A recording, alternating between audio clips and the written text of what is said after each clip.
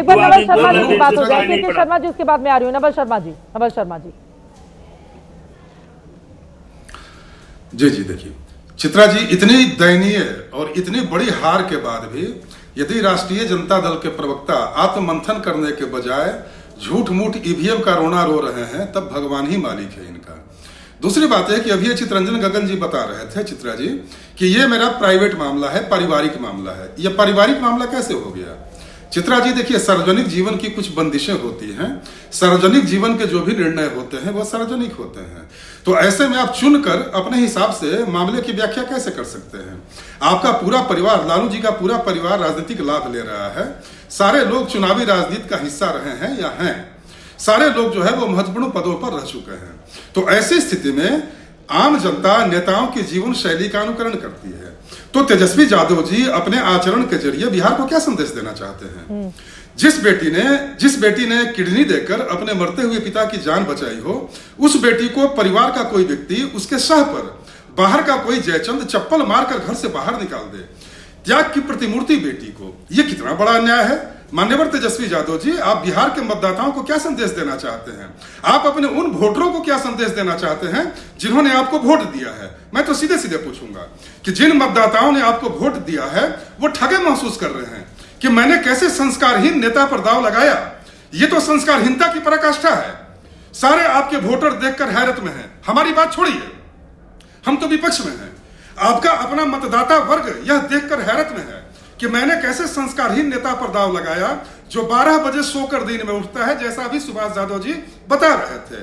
और जिस नेता की जीवन शैली इतनी राजसी है और पारिवारिक संबंधों के प्रति जो नेता इतना निष्ठुर है कि बाहर के व्यक्ति से अपने घर की बहू बेटियों की बेइज्जती करा रहा है। तो तेजस्वी यादव जी, जब आपसे घर नहीं संभल रहा है तो आप बिहार को संभालने चले थे। आपसे पार्टी कैसे संभलेगी? आपसे बिहार कैसे संभलेगा? तो मेरा सीधा कंसर्न यह है चित्रा जी कि रोहिणी आचार्य का अपमान हो, तेज प्रताप यादव जी का अपमान हो, बिहार के लोग देख रहे हैं कि इन लोगों के लिए केवल कुर्सी महत्वपूर्ण है, राजनीतिक लाभ महत्वपूर्ण है। इनके लिए न तो रिश्ते नाते का कोई महत्व है, न पारिवारिक संवेदनाओं का कोई महत्व है, न तो पारिवारिक संवेदना का कोई महत्व है। केवल ये लाभ लेना जानते हैं। दूसरा, तो जनता दलियों के नेता जो है तो डिबेट में बैठे। दूसरी और महत्वपूर्ण बात है, चित्रंजन जी चुप हो जाइए थोड़ा। तू मैं की राजनीति मत फंसिए, तू मैं की राजनीति मत कीजिए, तू मैं की राजनीति मत कीजिए। आपको तो क्षमा प्रार्थी होना चाहिए पूरे बिहार वासियों से अपने इस आचरण के लिए। देखिए, मैं कोई व्यक्तिगत टिप्पणी नहीं कर रहा हूं। मान्यवर लालू जी का पूरा परिवार मेरे लिए सम्मानित है, आदरणीय है, और मैं गंभीर किस्म के राजनीतिक विमर्श का शुरू से हिमायती रहा हूं। टीका टिप्पणी वाली और कीचड़ उछालने वाली राजनीति का मैं कभी समर्थक नहीं रहा हूं। लेकिन जो बातें आंखों से दिख रही हैं, आखिर कोई नेता अपने सार्वजनिक और प्राइवेट जीवन में कैसे भेद कर सकता है?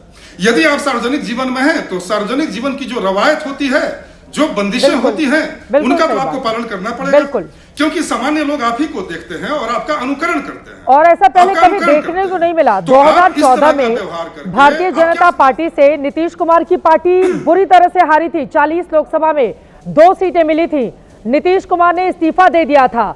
SIR पर, वोट चोरी पर, इस पर उस पर जाकर ठीकरा नहीं बढ़ा था। लेकिन आज की परिस्थिति बिल्कुल पलट गई है। आप जनता के बीच रहेंगे नहीं और बाद में जब चुनाव हार जाएंगे उसके बाद आप ठीकरा फोड़ देंगे कि SIR और वोट चोरी ही इसके लिए जिम्मेदार है और चुनाव आयोग। अरे सर, अब रहने दीजिए, जनता भी समझ रही है, जनता भी समझ रही है। नीतीश कुमार हारे थे ना, उन्होंने इस्तीफा दे दिया था नैतिकता के आधार पर। मुख्यमंत्री पद से आप जरा सोचिए कितनी बड़ी लकीर उन्होंने खींची थी। इस वजह से जनता उनको बार बार चुनती है ना कि नैतिकता के पैमाने पर वो अपनी बातों को उस तरह से उकारते हैं। लेकिन धीरेन्द्र मुन्ना जी, मैं आपके पास आऊंगी और उसके बाद मेहुल होदा जी आपके पास। धीरेन्द्र मुन्ना जी, आपके खुद के नेता ने कहा है उनका ये पारिवारिक मामला है, जल्द ही मामला सुलझा लिया जाए, फिर उसको राजनीति में लाने की क्या जरूरत है? धीरेन्द्र मुन्ना जी, आप लोग क्यों कह रहे हैं कि नहीं परिवार में ऐसा हो रहा है बेटी और बहू के साथ, तो फिर न जाने ये लोग बिहार की बेटियों और बहुओं के साथ क्या करते सत्ता में आ जाते? तो ये डर क्यों दिखाया जा रहा है धीरेन्द्र जी? डर चित्रा जी, देखिए, सबसे पहले रोहिणी जी खुद राजनीतिक जीवन में है, सभी परिवार राजनीतिक जीवन में है। सार्वजनिक जीवन उनका अपना कुछ प्राइवेट नहीं होता है, लेकिन बावजूद इसके अगर उन्होंने अपने एक सैंडल से पोस्ट किया है तो जिस बेटी ने अगर इस तरह का त्याग किया है अपने पिता के लिए, तो ये रियली पूजनीय है, चरण वंदनीय है। और मुझे लगता है कि इन सब चीज़ों का अभी वक्त नहीं है। बिहार में नई सरकार मजबूती से बन रही है, आइए ना चर्चा इस पे करते हैं।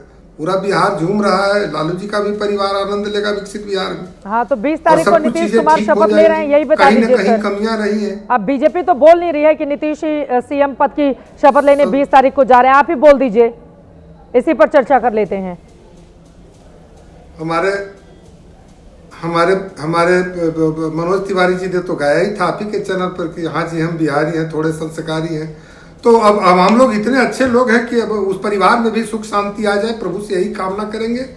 और कमियां जब कहीं आती हैं तो इस तरह की चीजें होती है, खुद आपस में लोग बैठ के तय करेंगे। परिवार के लोग हैं और बिहार का एक एक परिवार 14 करोड़ लोग में आदरणीय लालू प्रसाद जी का भी परिवार आता है। सभी लोगों को हम लोग अच्छा रखने का प्रयास करेंगे। हाँ। यह एनडीए की सरकार है और हम बता रहे हैं कि बहुत ही शानदार बिहार का विकास होने वाला है और सब लोग टकटकी निगाह निगाह करके देख रहे हैं, उसमें उनके परिवार के लोग भी हैं।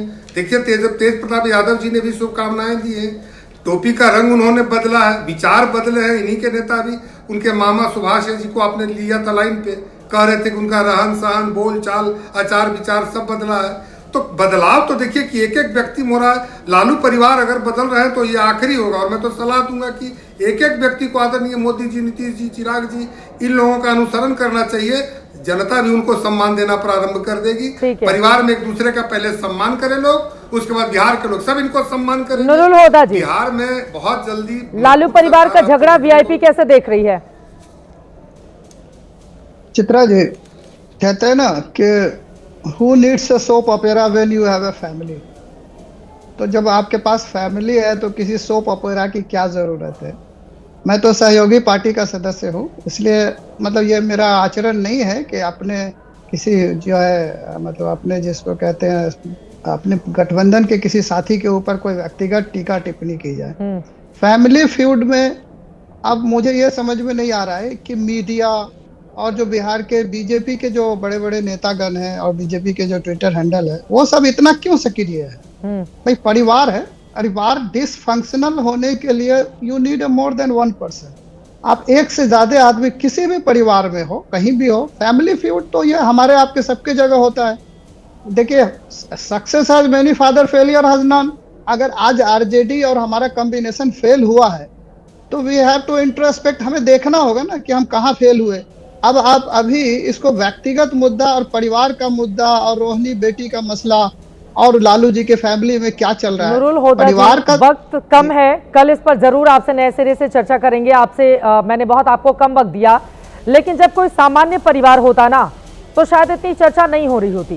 जिस घर में 2 पूर्व मुख्यमंत्री हों, एक पूर्व डिप्टी सीएम हो, आरजेडी जो एक वक्त पर इतनी बड़ी पार्टी हो, उसके परिवार में अगर बेटी की ओर से आरोप लगाया जाएगा कि हार का ठीकरा मेरे ऊपर फोड़ा जा रहा था, मेरे ऊपर चप्पल मारी जा रही थी, तो फिर उस राजनीतिक परिवार की चर्चा करना बेहद जरूरी हो जाता है, क्योंकि उसी के जरिए उस परिवार का चरित्र सामने आएगा जिसने बड़े बड़े वायदे किए थे महिलाओं के लिए, बहनों के लिए और सपने भी दिखाए थे।